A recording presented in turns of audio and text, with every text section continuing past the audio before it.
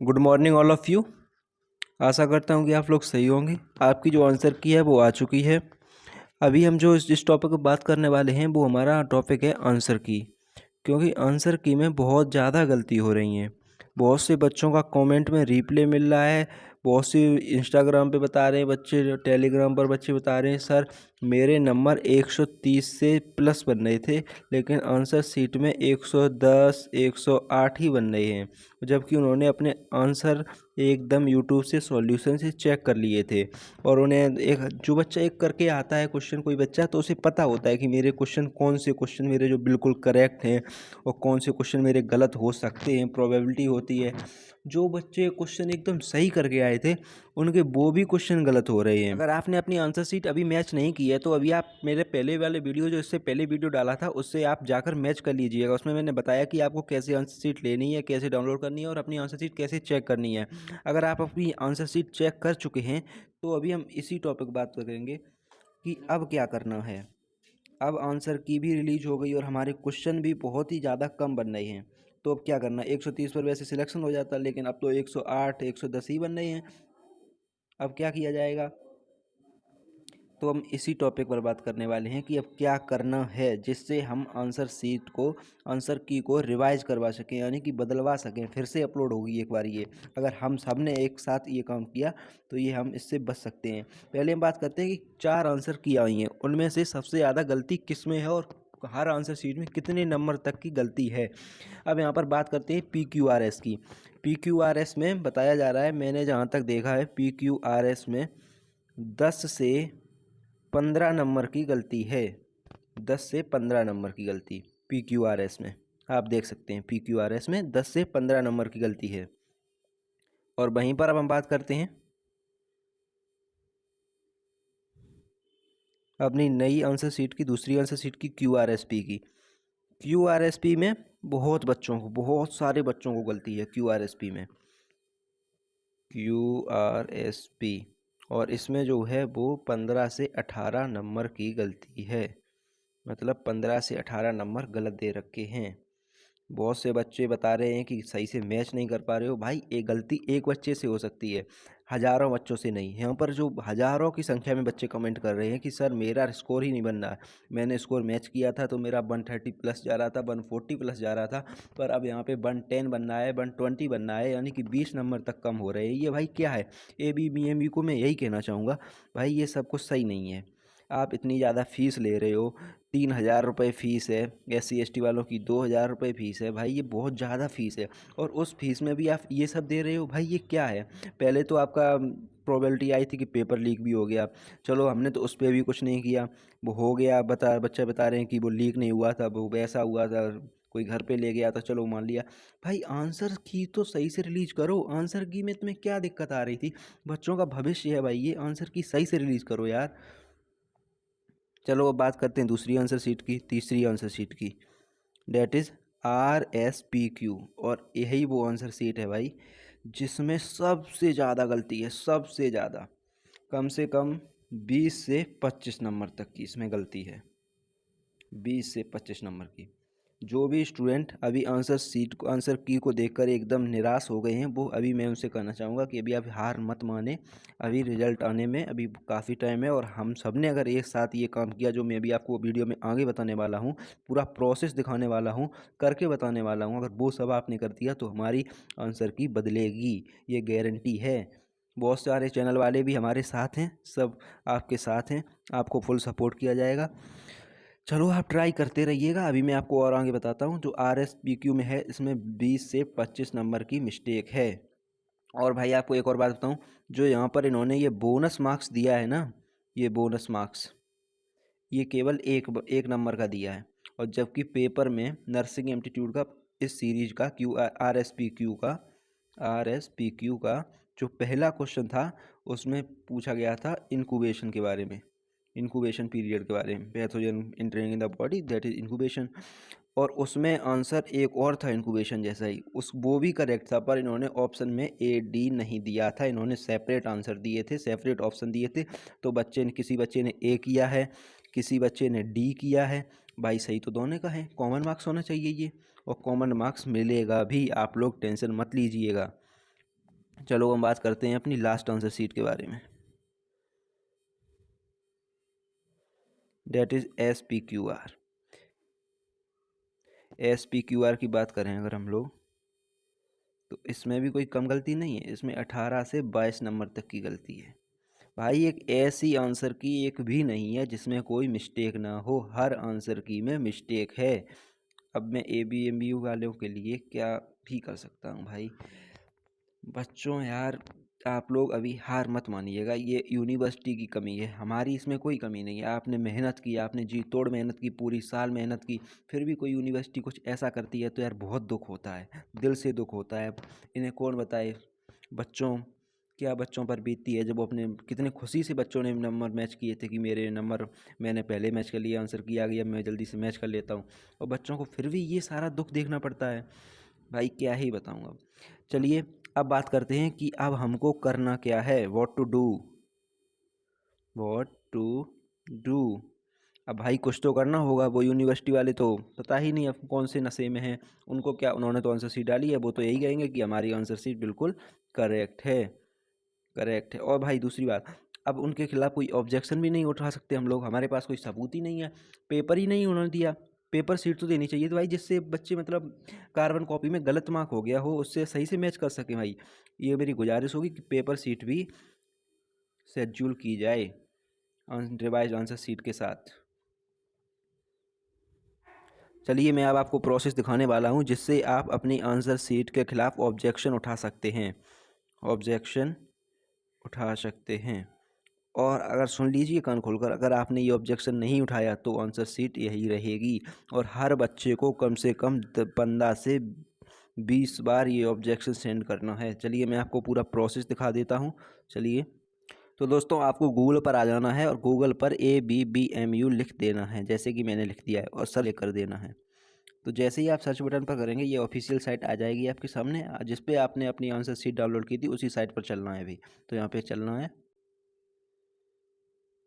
Scroll करते हैं ऊपर, ये रही, इस पर क्लिक कर देना है। फिर से बता देता हूँ मैं आपको, आपने देखा नहीं होगा, इस पर क्लिक कर देना है भाई, इसी पे कहीं भी क्लिक कर देना है, इतने बीच में इतने एरिया में कहीं भी क्लिक कर दीजिए आप, हो जाएगा क्लिक, क्लिक कर दीजिए।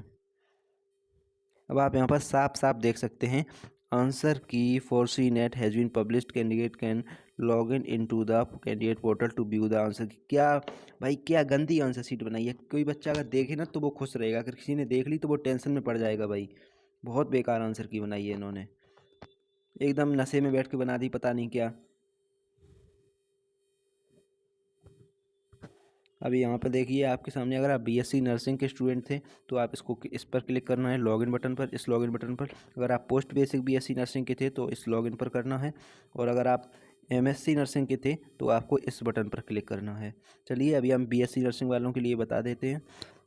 तो सबसे पहले आपको इस रजिस्टर पर नहीं करना है, लॉगिन बटन पर क्लिक करना है, लॉगिन बटन पर,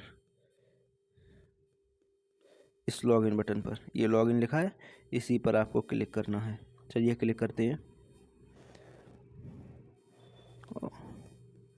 यहाँ पे आपको रजिस्ट्रेशन आईडी भर देनी है, जो आपके एडमिट कार्ड में भी लिखी होगी, और आपके रजिस्ट्रेशन जब आपने करवाया था उस डॉक्यूमेंट पर भी लिखी होती है। और यहाँ पर जो आपने पासवर्ड डालकर लॉगिन किया था वो पासवर्ड यहाँ पर डाल देना है, और लॉगिन बटन पर क्लिक कर देना है, इस लॉगिन बटन पर क्लिक कर देना है। चलिए हम कर लेते हैं, डिटेल फिल कर दी है। डिटेल फिल करने के बाद यहाँ पर जो लॉगिन बटन आ रहा है इसी पर क्लिक कर देना है। चलिए कर देते हैं लॉगिन बटन पर क्लिक। तो जैसे ही आप लोग लॉगिन बटन पर क्लिक करेंगे आपके सामने ये पोर्टल खुलकर आ जाएगा, जहाँ पर ऊपर हेडिंग के रूप में डाला होगा common nursing entrance test CNET 2024, CNET 2024 BSc nursing 4 year course applicant dashboard, यानी कि आपका डैशबोर्ड है ये। नीचे आपका सारी डिटेल दी गई होगी, और यहाँ पर आप देख सकते हैं ये है हमारा और काम की चीज़, इसके यही है एक्शन लेने का सारा झंझट। यहाँ पे लिखा है कैंडिडेट, पढ़िए आप मेरे साथ, in case candidate have any objection in the CNET 2024 answer key, they can send their objection via mail to CNET 2020, ये देखिए CNET 24 ऑब्जेक्शन @gmail.com पर। यहाँ पर मैं अंडरलाइन कर देता हूँ इसको, यहाँ पर, ठीक है। थोड़ा सा बिगड़ गया है, अभी मैं आपको सही से कर देता हूँ जिससे आप ये सही से देख सकें। आपको इसी पर मेल भेजना है। अब आपको ये खोलने की ज़रूरत नहीं है, जैसा मैं प्रोसेस बता रहा हूँ आपको वही करना है। यही मेल आपके में भी आएगा, सेम है यही सबके में, बस आपको इस पर भेजना है। मैं आपको बता देता हूँ अभी, ये देखिए इतना मैंने ये बॉक्स में कर दिया है, आपको इसी पर भेजना है। ठीक है, सबके में यही सेम है, यही ईमेल बनाया गया है बच्चों के लिए। अब आगे पढ़ते हैं। Candidate must ensure their roll number. अब यहाँ पर देखिए, candidate must ensure their roll number, roll number, यहाँ पे आपको रोल नंबर और ये जो QP दिया गया है ना, QP, इरेज कर देता हूँ इसको, QP, ये देखिए फिर से इस पे चल गया पेन, एक मिनट, ये देखिए जो QP है, ये QP इसका मतलब है क्वेश्चन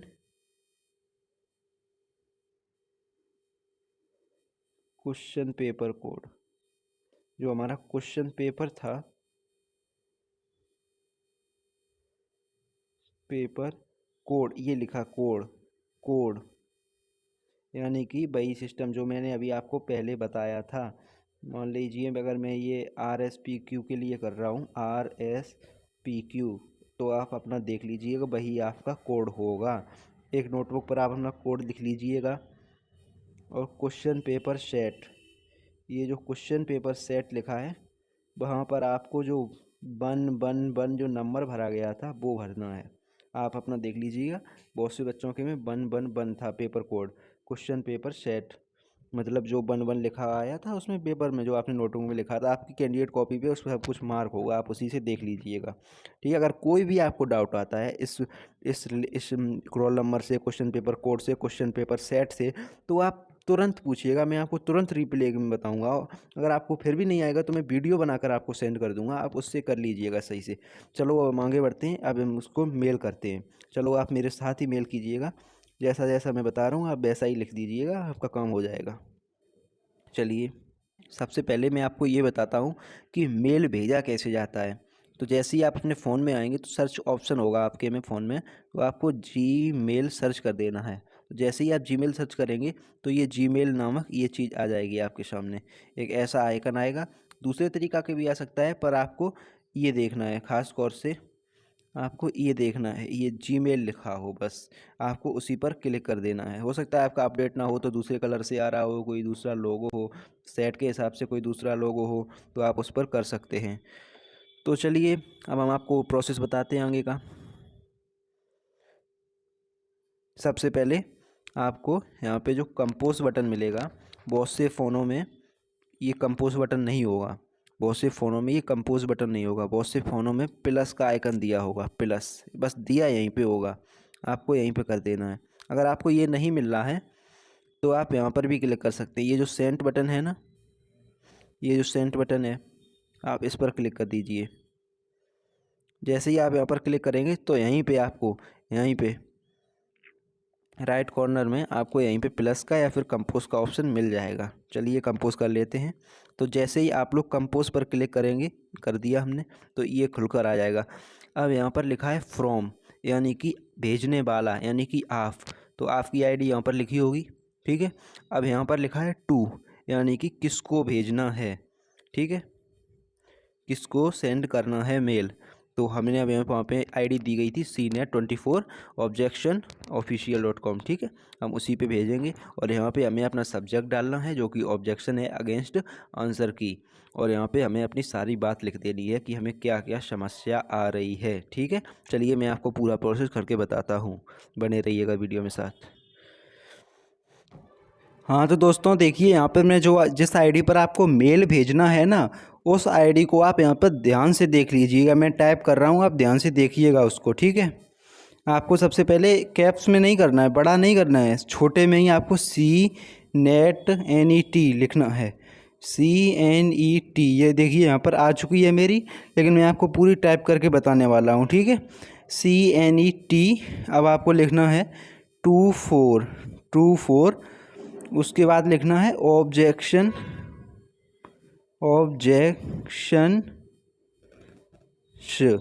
objections@gmail.com। ये देखिए यहाँ पे ये आ गई है, ठीक है, ये यहाँ पे आ चुकी है। ऐसे ही आपके में आ जाएगी, जैसे ही आप इसको पूरा टाइप करेंगे वैसे ही ये ऐसा अगर आ जाता है तभी आपकी जीमेल सही है, वरना ये गलत है। आप टेंशन मत लीजिएगा, अगर आप देख कर लिख पाते हैं तो अच्छा है, वरना मैं आपको कमेंट में ये लिख कर दे दूंगा, जिससे आप अपनी किसी कॉपी पर नोट कर लेना और फिर आराम से टाइप कर लेना, ठीक है। इसी पे का क्लिक कर देते हैं। अब यहाँ पर आपको लिखना है सब्जेक्ट। सब्जेक्ट होगा हमारा objection against CNET ABBMU answer की। अब आपको स्पेशली यहाँ पे अपना जो कोड था वो टाइप कर देना है, RSPQ, ठीक है। यहाँ पे मैंने टाइप कर दिया है, बस अब आपको आगे बढ़ जाना है। अब यहाँ पे आपको जीमेल कंपोस्ट कर देनी है। तो अगर मैं जीमेल यहाँ पे लिखूँगा तो काफ़ी टाइम लग जाएगा, इसलिए मैंने पहले ही लिख लिया था, उसे मैं पेस्ट करने वाला हूँ।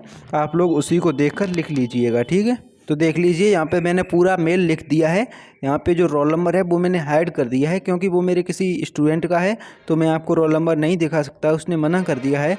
लेकिन आप अपना बस यहाँ पे केवल रोल नंबर आपको डालना है और सब कुछ सेम रहने वाला है। Respected sir, my roll number है, यहाँ पे आपको रोल नंबर टाइप कर देना है। जहाँ पर ग्रीन स्क्रीन है, यहाँ पे इस ग्रीन स्क्रीन की जगह पे आपको रोल नंबर टाइप कर देना है अपना, ठीक है। और यहाँ पे जो ये लिखा है क्वेश्चन पेपर कोड, यहाँ पे आपको अपना जो कोड था RSPQ PQRS वो लिख देना है, ठीक है। और सब्जेक्ट कोड शायद बन ही है सबका, आप अपना देख लीजिएगा, अगर बन हो तो आप बन टाइप कर सकते हो। अब यहाँ पे लिखा है respected sir, I beg to say that your uploaded answer key for CNET is wrong up to 20। अब देखिए, मैंने जो आपको वीडियो में शुरुआत में बताया था कि आपके कोड के हिसाब से आप अपना कोड देखिए और उसमें कितने नंबर तक की गलती है आपको वही लिखना है। आपके कोड, आपके मतलब जो कोड था उस पेपर में आंसर की में कितने नंबर तक की गलती है, आपको वही गलती यहाँ पर उतने ही नंबर की बतानी है, ठीक है। उससे क्या होगा, थोड़ी उन्हें भी लगेगा कि बच्चों ने ध्यान से देखा है, तो उन्हें इस पर एक्शन लेने में ज़्यादा मतलब फोर्स होगा, ठीक है। And second question are wrong in and two questions are wrong in the way of asking, मतलब पूछने का तरीका दो क्वेश्चनों का गलत था। क्वेश्चन गलत नहीं थे, पर उनके पूछने का तरीका गलत था। जैसे कि नर्सिंग एप्टीट्यूड में पहला ही क्वेश्चन गलत था, उसमें सेम ऑप्शन दे रखे थे पर कोई भी चॉइस डबल नहीं थी, चॉइस अलग अलग थी। अब जिस बच्चे ने A किया होगा उसका भी सही होगा, D किया होगा उसका भी सही होगा, तो इस केस में कॉमन मार्क्स मिलना चाहिए। So sir please do it correctly for all student, thank you sir. So sir कृपया इसको सभी बच्चों के लिए सही कीजिए और धन्यवाद सर। ये आपको लिख देना है और इस मेल को सेंड कर देना। अभी काम यहीं पे ख़त्म नहीं हुआ। आप सोच रहे हो कि मैंने मेल भेज दिया है, काम ख़त्म हो गया, अभी नहीं, काम ख़त्म हुआ है। आपको ये मेल कम से कम 15 से 20 बार सेंड करनी है। और आपके घर में जितने भी मोबाइल हों या किसी फ्रेंड का मोबाइल आपको मिल जाए, उसके मोबाइल से भी आपको ये मेल सेंड करनी है। जितनी ज़्यादा मेल जाएंगी उतने ही ज़्यादा इन पे फोर्स बनेगा, उतने ही ज़्यादा चांस बढ़ जाएंगे कि हमारी आंसर की रिवाइज हो सकती है, ठीक है। तो आप समझ गए होंगे। अब मैं आपसे अलविदा चाहूँगा। अगर आपको कोई भी डाउट आता है तो आप बेझिझक होकर कमेंट सेक्शन में पूछ सकते हैं, और आप चैनल को सब्सक्राइब भी कर सकते हैं। अगर आपको CNET से आंसर की से रिलेटेड क्या होगा, क्या हम करने वाले हैं उसके लिए, और क्या क्या करने वाले हैं, और मतलब क्या हो सकता है, ये सब जानने के लिए आप चैनल को सब्सक्राइब भी कर सकते हैं। वो आपके ऊपर डिपेंड करता है कि आप करना चाहते हैं या फिर नहीं, वरना आप वीडियो को कमेंट में ज़रूर बताइए। अगर आपको कोई भी कमी आ रही हो तुरंत बताइए, आपको तुरंत रिप्लाई मिलेगा, ठीक है। धन्यवाद।